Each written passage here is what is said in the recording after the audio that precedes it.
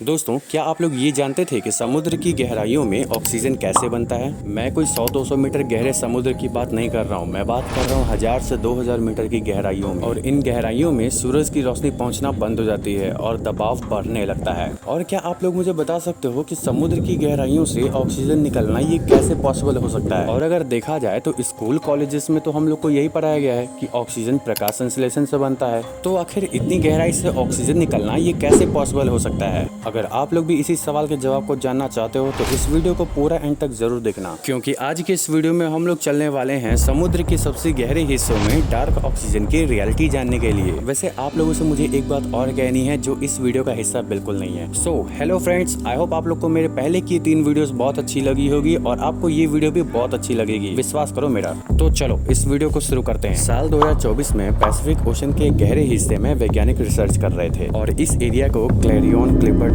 Zone कहते हैं। ये एरिया समुद्र की सतह से 4 किलोमीटर नीचे है। अब जरा आप लोग सोच कर देखो कि इस जगह पे ना ही तो सूरज की रोशनी पहुंचती है और ना ही तो कोई पेड़ पौधा है जो नॉर्मली तरीके से प्रकाश संश्लेषण कर सके। यानी कि अगर देखा जाए तो यहाँ पे ऐसा कुछ भी नहीं है जिसके कारण ऑक्सीजन बन सके। लेकिन जब वैज्ञानिकों ने इस जगह का ऑक्सीजन लेवल नापा तो आप लोग ये बात जानकर हैरान हो जाओगे कि इस जगह पे ऑक्सीजन सबसे ज्यादा मात्रा में थी। ये चीज देखकर वैज्ञानिक भी हैरान थे, लेकिन तब उनके माइंड में ये बात आया कि हो सकता है शायद मशीन में ही कोई गड़बड़ी हो। तो उन्होंने सेंसर को बदला और फिर से मापा तो भी रिजल्ट में कोई बदलाव नहीं आया। मशीन वही दिखा रही थी, ऑक्सीजन लेवल यहाँ बहुत ज्यादा था। अब यहीं से जन्म होता है एक नए सवाल का कि अगर यहाँ पे कोई पेड़ पौधा नहीं है और यहाँ पे अगर सूरज की रोशनी भी नहीं है तो आखिर इतनी गहराई से ऑक्सीजन आ कैसे रही है। अब वैज्ञानिकों ने इस मिस्ट्री को सॉल्व करने के लिए और गहराई से जांच शुरू कर दी। तब उन्हें पता चला कि समुद्र की गहराई में छोटे छोटे काले पत्थर पड़े हुए हैं और वो भी लाखों करोड़ों की संख्या में, जिन्हें पॉलीमेटालिक नोडल्स कहा जाता है। जब वैज्ञानिकों ने इसे पहली बार देखा तो उन्हें लगा कि ये काफी नॉर्मल पत्थर होगा, पर लेकिन जब इस पर जांच की गई तो उन्हें पता चला कि ये कोई साधारण पत्थर नहीं है। इसमें मैग्नीज, आयरन, निकेल और कोबाल्ट जैसी धातुएं हैं। इसीलिए कई कंपनियां फ्यूचर में डीप सी माइनिंग में दिलचस्पी रखती हैं। लेकिन अब वैज्ञानिकों के मन में ये सवाल आता है कि क्या सच में यही पत्थर रहस्यमय ऑक्सीजन की वजह है। अब देखो यहीं से शुरू होती है एक ऐसी रिसर्च जो समुद्र की गहराइयों के सारे राज हमारे सामने ले आएगी। अब देखो वैज्ञानिकों ने कुछ नोडल्स पत्थर को उठाकर लैब में ले गए, उस पर अलग अलग तरीके से जांच शुरू कर दी, क्योंकि वो लोग इस रिसर्च से ये जानना चाहते थे कि आखिर समुद्र की गहराई में बढ़ती हुई ऑक्सीजन का क्या कारण है। क्या इसके पीछे कोई ऐसी बैक्टीरिया है जो समुद्र की गहराइयों में रहकर तेजी से ऑक्सीजन बढ़ा रही है, या फिर कोई ऐसा रिएक्शन हो रहा है जिसे हम लोग अभी तक नहीं समझ पाए हैं। तो देखो वैज्ञानिकों ने जो स्टार्टिंग में रिसर्च किया था, इससे वैज्ञानिक ये अनुमान लगा रहे हैं हो सकता है कि ये पत्थर समुद्र की गहराइयों में जाकर इलेक्ट्रिकल पोटेंशियल बना रहे हों।